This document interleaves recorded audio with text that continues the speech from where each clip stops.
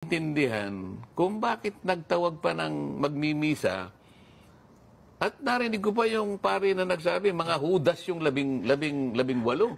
Tama.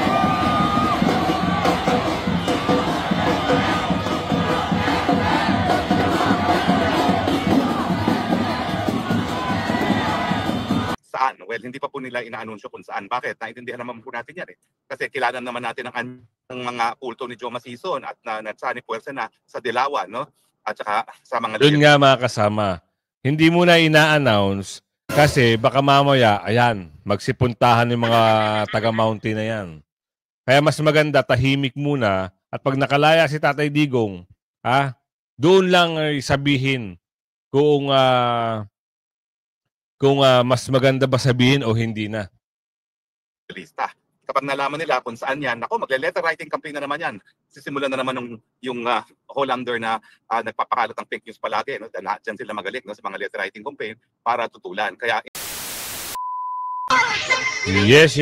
Magandang morning sa ating mga kasama. Nandito na naman si Kuya Goods nagbabalik. At syempre, kung di ka pa nakasubscribe sa ating channel, pa-subscribe na lang po at hit mo na rin yung bell para lagi kang updated sa ating mga video. Ano meron? Nagmamakaawa na sila sa mga testigo. Dahil nabalitaan nila na itong si Tatay Digong magkakaroon ng interim release. Kaya naghahanap sila ng ebidensya. Ewan natin dito sa mga to kung ano talaga ang pakay, no? Talagang 30,000 witness na sinasabi nila, saan? Kami ay naghahanap din. Yung taong bayan ay naghahanap din.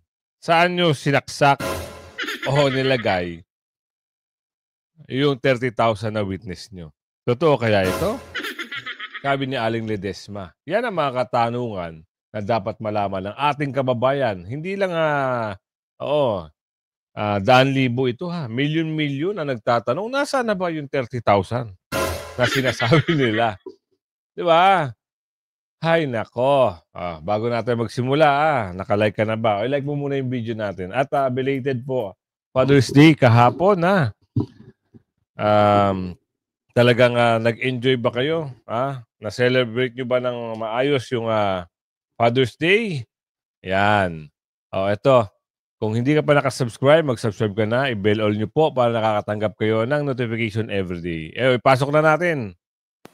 Tila nagkukumahog Agoy. nagkandara na sa paghanap ng witness para isusumite sa ICC laban kay dating Pangulong Duterte. Viral ngayon sa social media ang tila pagmamakaawa Agoy. Christina Conti sa taong bayan na kung ikaw daw ay naging biktima ng gera kontra ipinagbabawal ng gamot ng dating Pangulong Duterte noon. Isipin nyo, itong post na ito ay panghihikayat, sabi ni Aling Lorraine dito. Panghihikayat to eh.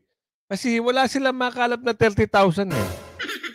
Ang lakas nyo magpahayag na 30,000 ang mga biktima nang hanapin. Asa na? Baka nga 10 o 15 wala kayong mapakita. Ganyan karami pa? Wow. At ito na mga taga-ICC na to, nagtatanga-tangahan na naman. Saan nila, makikita yung 30,000 na yan? Sino-sino bang pamilya ang pwedeng mag-witness na ang kanilang mga anak ay apektado dyan sa nasabing issue na yan? Sige nga, dapat, kung halimbawa, naghain sila ng ebidensya o testigo, padala nila sa dahig. Ewan ko lang kung hindi maubos ang kaba ng bayan. At kung sino nag-initiate ng mga problemang ito, sila pagastusin nyo. Pero may balita tayo, Naku, nalalapit na. Yan ang good news. Ilang araw na lang, At meron sinasabi si Atty. Harry Roque, hindi pa kasi pwedeng sabihin. Baka meron na naman makialam. Meron pumunta ron at gumawa ng eksena. May bansa na natatanggap kay Tatay Digong. Na gustong, ito actually kung halimbawa magkaroon ng gano'n na talagang, halimbawa meron ng date, mabalita at kusang bansa. Kung halimbawa may nabanggit na mga Japan, pero hindi pa sure, nabanggit lang ni Atty. Harry Roque. Pero walang confirmation doon. Nabanggit yung kalapit na bansa, Korea, nabanggit din ng New Zealand, nabanggit din ng, ano pa ba yun? Basta nabanggit yung mga ganung bansa. Kung halimbawa, pwede, why not? Coconut, di ba? Hindi masyado mabigat ang pamasahe dyan. Baka pwede tayo dyan mag-stay. At dyan tayo habang nandyan si Tatay Digong. Pag na-confirm, oo, why not? Coconut, di ba? Siguro, oo, gagawin natin yun. Kung halimbawa malapit lang na bansa, gagawin natin yun. As long as maganda yung bisang ibibigay sa atin. Di ba? Oh. Tuloy. Abay mag-report na daw sa kanya. Ayon pa sa kanyang post, biktima ka ba ng giyera ng kontra pinagbabawal ng gamot ni Rodrigo Duterte? I-report ito sa amin at maging bahagi ng kaso ni Duterte sa ICC. Sama-sama tayong manawagan ng hustisya. #Duterte panagutin, #convict Duterte. Grabe, no? Andito nakasulat, to. Biktima ka ba ng gero? Kontra pinagbabawal na candy? I-report ito. Diyos me, yung Marimar. Wala na silang makuhang testigo. Wala na silang makuhang biktima kuno. Nananawagan na. Agoy. Wawa naman sila. Hanap na lang, ha? Sabi ni Aling Lorraine, hanap na lang sa social media. Meron kayang magpapatola rito? Meron kayang papatol dito? Anak ka ng tipaklong. #Duterte panagutin, #convict Duterte. Aba, ating Cristina Conti. Yan. Ano ito? Job posting ba ito? 3 years na since ang dating Pangulong Duterte o ang kanyang termino ay natapos na. Ba'y ngayon lang kayo maghahanap ng mga EJK victim ko, no? Tama. Ano ba ang sabi ng ICC? Hindi ba't kulang ang mga sinabit ninyong materials? Kaya pala kayo nagkandara pa ngayon na maghanap ng mga witness kuno. Ano to? This is defense? Wala naman palang 30,000 na pangalan. Wala. Isang malaking kalukuhan lang yung sinabi nilang 30,000. Hindi nga mapatunayan saan pinagpupulot yung mga pangalan. Nabalitaan nyo ba si Allen Sheila? Diba? Si Allen Sheila, yung sinama ng mga na sinasabi yung anak daw niya ay biktima ng illegal na ganyan bagay. Ngayon, nung napatunayan ng kapitbahay, hindi naman pala, napahiya nga si Allen Sheila sa barangay nila. Pera-pera ang labanan, no? Allen Sheila. Pati ba naman kahihiyan, pagpapalit pa. Ano na ngayon? Wala na, tahimik na. Ito na naman, ang hihikayat na naman. Smiyo Marimar. Kayo naghain, wala naman pala kayong ebidensya. Ngayon maghahanap kayo sa social media. Sa social media sila maghahanap mga kasama, sabi ni Allen Del Desma dito. Huwag ganun. Pag wala kayo ebidensya, magtitigil na kayo. Oo, pamimerwisyo na yan at pag-uubos lang sa pondo ng bayan. Ganon. Na magre-reflect sa 30,000 EJK claim. Diyos ko naman ating Cristina Conti. Ang dating Pangulong Duterte ay nakakulong sa The Hague, Netherlands na malapit ang mag-100 days. Hanggang ngayon, wala pa rin. Hindi pa rin nag-reflect ang 30,000 na sinasabi niyang napuruhan sa EJK ng dating Pangulong Duterte. Diyos ko naman ating. May dramang calling all victims. Please report. Girl, grabe, with that no? number, kung talagang totoo yan, dapat binabaha na kayo ng testimonya. Hindi. Ang makikita mo sa page nila, puro comment laban sa kanila. Maraming galit eh. Subukan nyo, wag nyo pala subukan pasukin na. Baka mapahiya lang talaga at mag-comment pa kayo ng kasandamakmak na baka lalo mapahiya ang babaita. Isipin nyo na lang, nung wala sila may pakitang ebidensya o witnesses, ito, nananawagan. Para saan? Isa na namang itong pakulo. Kasi hindi na nila kayang paabuti ng trial. Baka pagkatapos ng interim release na ito, dismissal of case na. Sana. Yun lang naman ang pangarap at hangad nating milyon-milyong nanuniwala sa mga Duterte. At doon, sa nagpadala, ay malapit na ho, umupo. Nakaupo pa pala, continue lang. Malapit na ho. Sabay-sabay, sa bagay, andyan na si Senador Marcoleta, si Camille, at yung iba pa. Pag nagsama-sama at magsalita na ito si BP Sara, pwede bang halungkatin natin yung 5 nagpadala sa tatay ko? Sana sila naman. Oo. At matapos na ang usapin sa 5 na yan, sino ba ang talagang nagplano? Naku, baka mamaya magkantahan ito ha. Magturuan na kung sino-sino totoo nagplano. Yan ang aabangan natin kasi gusto natin malaman kung sino talaga ang pinakapinuno, pinakaboses, at sino ang totoong mastermind. Hindi nila kaya eh. Kung sa korte sa Pilipinas dadaanin, hindi mananalo itong mga bakulaw na ito.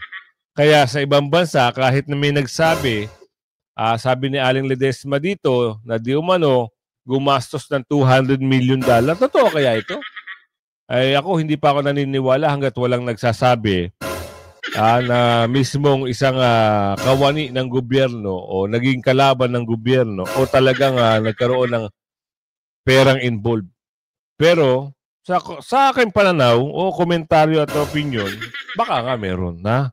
Dahil hindi magagawa nitong mga taga international sisi na ito napasukin ang Pilipinas hindi nga pala pinasok. Yung 5 nga lang pala nag-initiate at pinapunta. Ngayon, pero siyempre, may kasabwat. Sino kaya yung kasabwat? Eto, usaping magkakaalaman dito. Ito. Ano kaya ito? Pasok natin. Yung paghingi ng interim release ng lawyers ni dating Pangulong Rodrigo Duterte. Makakasama po natin si Attorney Maria Cristina Conti, Ako po, isa na Assistant naman. Counsel. Good morning, ma'am. Welcome back po. Magandang umaga. Maraming ganap. Maraming ganap. Totoo po, Attorney. Attorney, siguro, di ba itong paghingi ng interim release ng kampo ni dating Pangulong Duterte, hindi naman, in-expect natin to. Tama po? Yes. Ikinagulat ba natin? Yung, may anything ba dito sa update na ito na ikinagulat po ninyo? Oo. So yung mismong paghingi ng interim release, nasabi na yan dati pa. Pero kung paano, anong mekanismo, yun yung wala pa.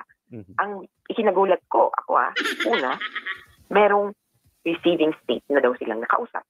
So, kumbaga, na-areglo na, naayos na ito bago pa man isubmit itong motion. Kayo nagulat? Kami hindi. Talagang alam na namin na magkakaroon ng interim. Kasi nasa rules yan. Nasa batas yan. Ang isang tao ay pwedeng magkaroon ng interim release kung halimbawa matagal pa ang kanyang paglilitis. Kung hindi naman ganun ka... Natatawa kami sa inyo. Hindi nyo pa alam? O kinagulat nyo? Kami, hindi. Pagtalunan talaga, sabi ni Aling Lorraine. Pagtalunan talaga, gawa-gawa talaga ng wento. Pangalawa, yung prosecution, di umano pareho naman tong sinasabi lang ng defense.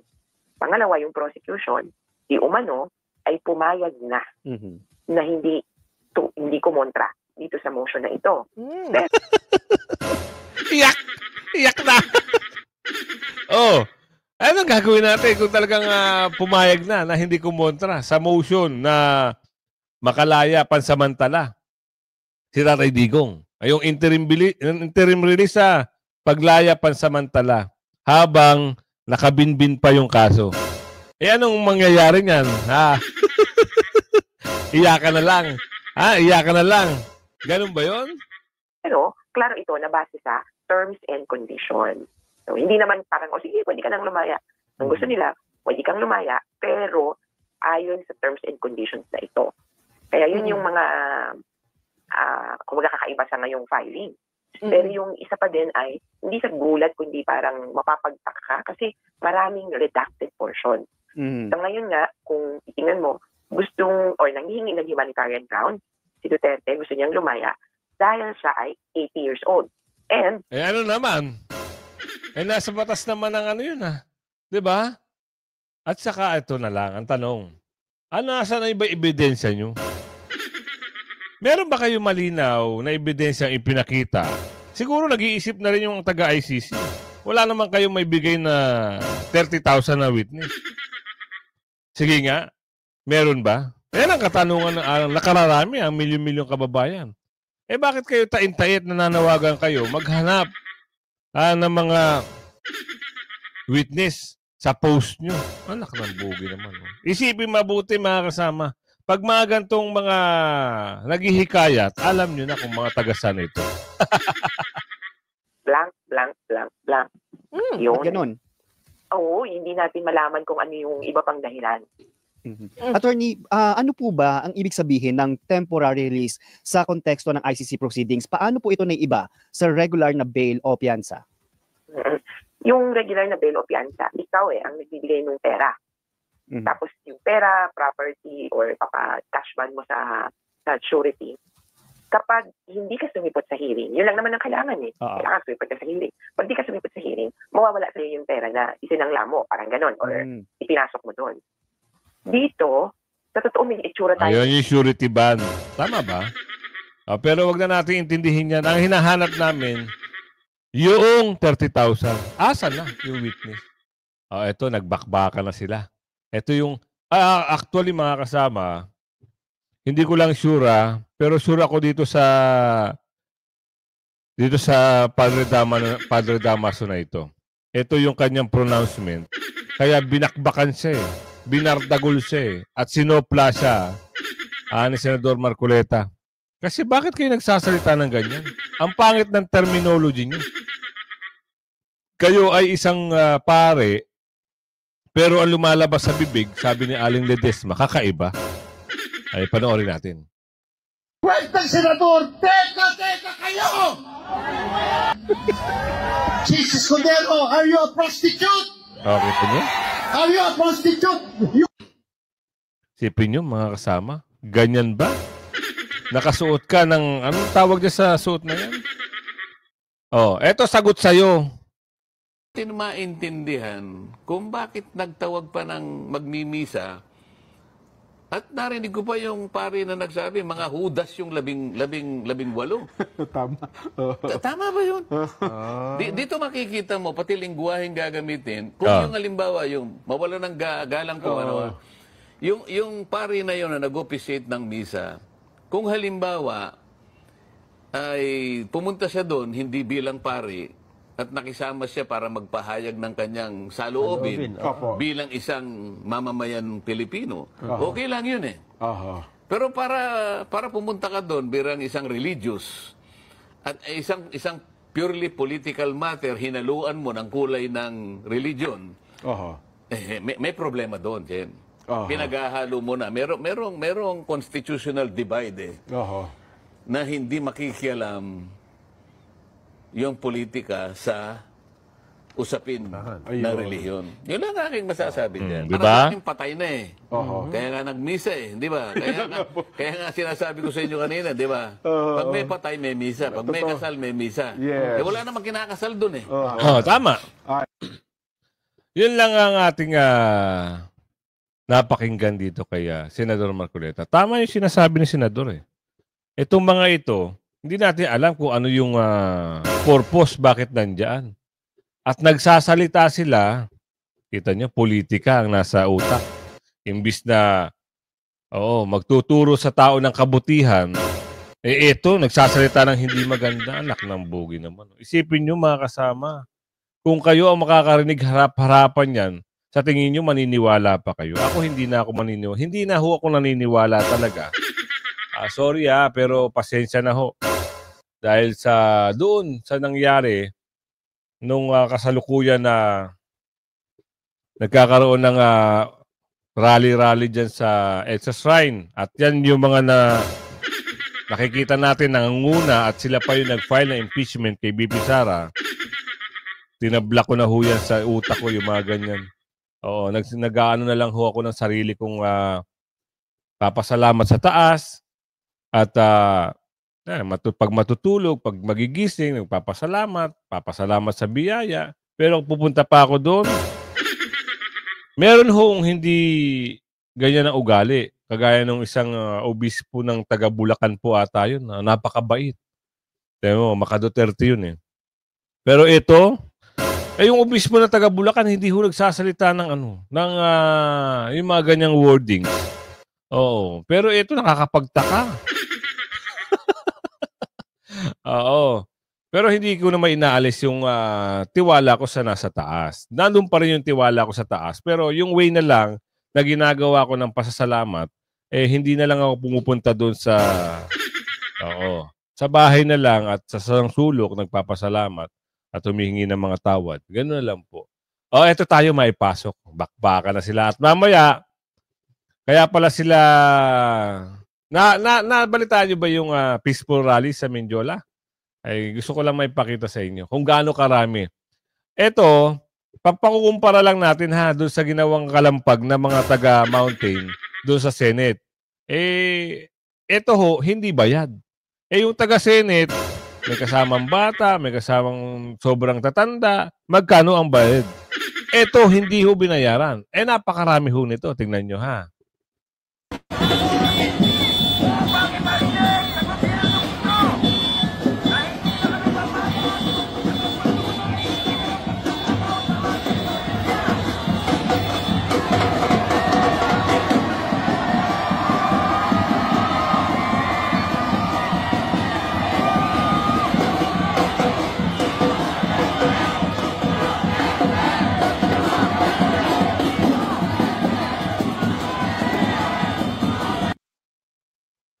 Isipin nyo, labor union, nakakulay green, hindi ho nangangalampag ng gate. Peaceful lang, pero napakarami sila. Ang laki ng pagkakaiba ng supporter ng mga Duterte sa supporter ng mga... Diba? I-play pa natin. Ano ba sinisigaw? Sino ba itong mga nakakulay green? Kayo na lang mag-analyze. At saka wala hong kalampagan. Ang nakakapagtaka dito, ang isang big question mark, bakit napakaraming nakakulay blue? Samantalang, pag nangalampag yung mga yung mga tuta ng bakulaw, kakarampot lang yung nilalagay nilang nakakulay blue. Pero tahimik lang itong mga supporter ni Tatay Digong, supporter ni BP Sara. Tahimik lang sila. Samantalang yung doon sa Senate, yung gate kinakalampag na, nagsama ng mga taga-mountain, mga estudyante. Grabe, no? I-play pa natin. Maganda eh. Kita nyo, ang daming mga nakakulay blue. Alam nyo bakit? Kung sakali lang at nagkaroon ng takot sila. Takot sila na ang taong bayan ang pumasok dyan sa loob ng kanyang-kanyang na yan. Bakit? Baka mapababa. Kaya sobrang dinamihan. Siguro, sabi ni Aling Lorraine dito. Diba? Isipin nyo na lang Ang babait ng tao. Wala naman. Ang sabi lang dito, sabi lang parang peaceful to eh. Peaceful talaga yan. Hindi parang Kuya Goods naman. Ay, pasok natin, bardagulan ito ni Sino ba yung nagbabardagulan ngayon dito? Ito pa rin yung usapin pa rin kay Mamang Keso, tsaka kay Toto Son. Usapin na to, pasok. Sinabi ng yumaong Senator Miriam Defensor Santiago sa kanyang mga kasamahan na ang mga senator judge, sa panahon ng impeachment trial, ay hindi maaaring gumawa ng mga mosyon at maaari lamang humingi ng mga paglilinaw. Ito ang sinabi ni dating Senate President Vicente Tito Soto noong Biyernes. Sa isang mensahe sa mga mamamahayag, sinabi ni Soto na ang desisyon ng Senado na ibalik ang mga artikulo ng impeachment laban kay Vice President Sara Duterte sa kapulungan ng mga kinatawan, batay sa isang mosyon na inihain ng isang senator judge, ay wrong dahil tanging ang depensa lang daw at prosekusyon lamang ang pinapayagang maghain ng mga mosyon. Si Senator Miriam, na dating RTC Regional Trial Court Judge, ang ginagamit ngayon ni Soto para magmukhang abogado at kontrahin at atakihin ang Senado kaugnay sa impeachment complaint laban kay Vice President Sara Duterte. Pero ayon kay Piskal Cañete, ang impeachment court ay may magkakaiba o may sariling unique na style para tugunan ang isang kaso ng impeachment complaint. Una na ring sinabi ni Senate President Cheese Escudero na tanging impeachment court lamang ang masusunod sa mga desisyon dahil sila na ang may malayang mag-respond sa bawat reklamo ng impeachment para siguraduhin na sa simula pa lamang ay sumusunod na ito sa batas. Yun na. Hindi sila magtigil sa impeachment na yan. Dito tayo sa paglaya ni Tatay Digong. Mas exciting to eh. Mas gusto na nakararami to eh. Bakit? Ito, baka mamaya, ang kahantungan, may bansa kasing ng mga nasasabi na eh. Umpisahan natin dito, ha? Magandang umaga sa inyong lahat. Magandang linggo. Yan. Papahinga kami po. Kahapon yan, ha? No? At siyempre, meron na naman mga Pilipino na magdiriwan ng ating Independence Day. So, kung kailangan samahan at kasama ko pa rin, nakikita niyo sa likuran ko ang Dragon Lady. Siyempre po, no, walang iba kundi si Maharlika. At narito pa rin kami. Magkasama pa rin ang Super Duo. At nag-imbita po kami. Lahat po ng mga nais makita ang Super Duo. Tara lang po tayo sa Frankfurt, Germany. Anyway, Wow. ang pag-usapan po natin ay Frankfurt. hinain ng mga abogado ni Tatay Digong na motion para po magkaroon ng provisional liberty si Tatay Digong.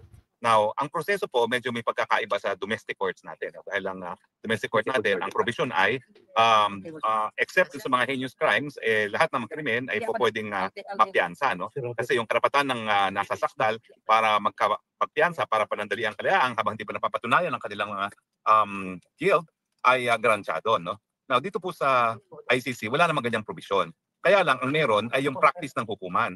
At ang practice ng hukuman talaga ay parang practice din ng mga hukuman sa Pilipinas. Bagamat ang Pilipinas nga, meron tayong statutory basis at constitutional basis. No? Except in heinous crimes, no? Where the evidence of guilt is strong, bail is a matter of right. Now, walang ganyang provision, pero sa patakaran po ng ICC alone, ang ICC hindi po nagbibigay ng provisional liberty so far sa kahit sinong nasasakdado sa tinatawag nating court crimes. At ang court crimes nga ay yung war crimes, crimes against humanity, yan naman po yung dalawang linilitis ng ating ICC. No? At syempre, ang ating Tatay Digong ay linilitis para sa crimes against humanity. Now, having said that, at saka ang track record ng hukuman po, wala talaga silang binibigyan ng provisional release, hindi gaya po nung UN War Crimes Tribunal for the former Yugoslavia, na halos lahat po ng akusado ay binigyan ng provisional release. No? At yung mga akusado ay umuuwi kapag walang hearing at bumabalik lang sa dahig kapag mayroong pagbibista. Dito sa ICC, wala pa pong nabibigyan ng provisional liberty na akusado ng court crime. Ang mga nabibigyan lamang ay yung mga akusado ng mga tampering of evidence, mga harassing witnesses. So yung pagdating po doon sa tinatawag nilang offenses against administration of justice, yun na po yung nabibigyan ng provisional liberty. Pero ano sa tingin ko? Well, sa tingin ko naman po, ito rin ang kauna-unahang pagkakataon na mayroong 80 anyos na nasasakdal sa hukuman. Alam niyo po kasi ang ICC, bagamat hindi pa sila namamatayan ng akusado, merong isang akusadong namatay. At ito po yung si Milosevic, no, leader dati ng Serbia, kung saan namatay po siya sa same kulungan ni Tatay Digong, kung hindi ako nagkakamali. Kasi Ala. po linilitis Talaga? noon ng UN War Crimes Tribunal for the Yugoslavia. No? At yung araw na siya namatay, nagkataon nandun naman po ako sa Belgrade, no, yung kapital ng Serbia. At talagang nakakataas balahibo dahil nung araw na inanunsyong namatay itong si Milosevic, abay maririnig mo yung hiyaw ng mga taong bayan. No? Kaya medyo na-nervous po ako ng araw na yon at napaaga yung alis ko ng Serbia kasi feeling ko baka magkagulo. No? So, hindi po yan nakalimutan ng ICC na magharumentado ang taong bayan sa Pilipinas kapag may mangyari kay Tatay Digong. At syempre, si Tatay Digong ay 80. No? Alam naman natin na meron din na may mga sakit ng 80 anyos at posible na may mangyari, no, na ayaw nilang mangyari muli dahil talagang nagwala yung mga tao sa Serbia nung namatay si Milosevic. No? So, at merong sakit. Now, marami nagsasabi, saan? Well, hindi pa po nila inaanunsyo kung saan. Bakit? Naintindihan naman po natin yan eh. Kasi kilala naman natin ang mga kulto ni Joe Masison at nagsani puwersa na sa Dilawan, no? At saka sa mga... Doon nga mga kasama, hindi mo na ina-announce kasi baka mamaya, ayan, magsipuntahan yung mga taga-mountain na yan. Kaya mas maganda, tahimik muna at pag nakalaya si Tatay Digong, doon lang sabihin kung mas maganda ba sabihin o hindi na. Lista. Kapag nalaman nila kung saan yan, ako, magle-letter writing campaign na naman yan. Sisimulan na naman yung Hollander na nagpapakalat ng fake news palagi. No? Diyan sila magaling, no, sa mga letter writing campaign para tutulan. Kaya intindihin nyo na lang kung bakit redacted or hindi inaanunsyo sa publiko yung bansa na tumanggap na sa kanya. Pero emphasize ko lang po, hindi yan Malaysia. Pagkamat nanggaling doon si Inday Sara, ang speculation ay sa doon nga magpapaprovisional liberty si Tatay Digong. Hindi po. Kasi kinakailangan, unang-una, miyembro pa siya ng ICC para meron siyang katungkulan na ipatupad kung ano may mga kondisyones na i-impose ng korte para sa provisional release. No? At siyempre, kung siya na may isang hindi na miyembro ng ICC o hindi miyembro ng ICC, walang dahilan para tumupad sa katungkulan yung bansa na tatanggap kay Tatay Digong. Ang masasabi ko ay yan ay miyembro ng ICC at siguro naman dahil sa kalagayan ni Tatay, yan ay dapat nasa Asia. Now, titignan nyo na lang yung roster ng ICC. Konti lang po ang members sa Asia. At ang mga pinaka-prominent members ng ICC ay yung bansang Japan at saka ang bansang South Korea. Kasi ang both Japan at South Korea nagkaroon na ng presidente ng International Criminal Court. No? Pareho silang... yan sa Asia, dalawa lang ang sakop ng ICC. Japan at South Korea. So, tignan natin kung ano pa sasabihin ni Attorney Harry Roque. Nagkaroon ng magistrado na nahalal bilang presidente ng International Criminal Court. At hindi rin malayo po sa Asia ang bansang Australia. At ang Australia palaging meron po yung judge din. Hindi lang sa International Criminal Court, pati po sa International Court of Justice, no? Sa ICJ. So, kaisa-isang bansa na miyembro ng ICC ay Cambodia, no? Pero hindi ko po alam kung papayag naman ng korte sa Cambodia dahil alam naman natin ang estado ng judikatura at katarungan dyan sa Cambodia. No? So, pero anyway, yan po yung mga possibilities. Bagamat hindi ko po talaga alam kung saan yan at tanging ang legal team at ang pamilya lang ni Tatay Digong ang nakakaalam kung saan po yan. But so pwede rin po yan. No? So, ang mga possibilities ay nandyan ang Japan, nandyan ang Cambodia, nandyan ang South Korea, nandyan ang Australia, nandyan ang New Zealand kasi hindi man ganun kalayo ang New Zealand. No? Pero sa buong Southeast Asia, wala na pong ibang mapupuntahan ang Tatay Digong dahil Cambodia lang po talaga ang miyembro. At pagdating naman po dito sa Middle East, halos wala naman pong miyembro ng Middle East na miyembro ng ICC. So ang isang possibility pa ay sa Netherlands. No? Pwede rin na palayain siya sa Netherlands kasi magkakaroon lang ng house arrest. No? Na mas mabuti pa kasi ang prioridad ng pamilya naman, unang-una yung hindi talaga siya nalilimitahan ng movement. Bagamat kung mapapansin yung hinain na motion no, ng mga abogado ni Tatay Digong, meron din undertaking doon na hindi siya makikihalubilo kung hindi sa pamilya lamang. No? Na nangyayari ngayon no? Kasi bawal siya bisitahin kung hindi sa pamilya. No? So nandun pa rin yung kondisyon na close family na magkakaroon ng contact kay Tatay Digong. Bagamat I'm sure he will appreciate na hindi siya nasa kulungan. Bagamat yung kulungan po niya ngayon, modern, wala nang rehas. So yung ating kasabihan na humahalik sa rehas, wala pong ganun kay Tatay Digong dahil walang rehas ang kanilang mga kwarto. Bagamat limitado talaga ang kanilang movement. So ang aking fearless forecast, po pwede pong mag-grant yan dahil sa kanyang edad, dahil sa kanyang mga prevailing na mga sakit, at dahil... Ayan mga kasama mag-ready-ready na kayo. Si Atty. Harry Roque nagsalita na. Yung posibleng mga bansa na pwede pero hindi pa i-announce. Kasi andyan yung mga taga-mountain, baka mamaya mga lampag, sipin nyo. At yun, yung aasahan natin yung pag-grant at kailan kaya ito? Hindi pa i-announce yan eh. Siguro pag nakalabas na lang si Tatay Digong at makita natin na ilipad siya doon sa tatanggap sa kanyang bansa, doon tayo magbubunyi. Salamat sa informasyon, Atty. Harry Roque, at kung umabot ka sa bidyong ito, sabi mo saan lugar ka, shoutout sa'yo ng bonggang-bongga at like and share ang video. Belated Happy Father's Day. Bye-bye!